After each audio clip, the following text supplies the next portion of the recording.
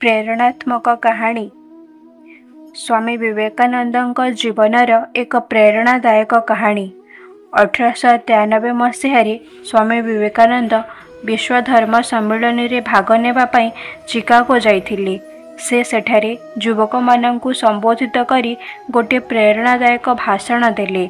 एही भाषण रे से युवकंक आत्मविश्वास, साहस एवं त्यागर भावना रे जीवन बंचिबाकू आह्वान कले। से कहिले, तुमे युवक अट, तुमठारे शक्ति अच्छी, तुमठारे साहस अच्छी, तुमठारे विश्वास अच्छी। उठ, जाग एवं सेतेबेल पर्यंत विश्राम कर नाही जेतेबेल पर्यंत निजर लक्ष्य प्राप्ति न करि पारिब। विवेकानंद युवक माननकु प्रेरित करी कहिले, तुमे डरिबार आवश्यकता नाही, तुमे महान आत्मार वंशज अट, तुमठारे ईश्वरीय शक्ति बहुची।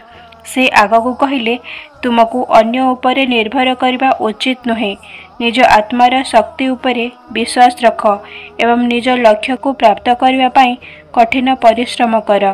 स्वामी विवेकानंदंकर एही भाषण आज मध्य विद्यार्थी माननक पई प्रेरणा अटे।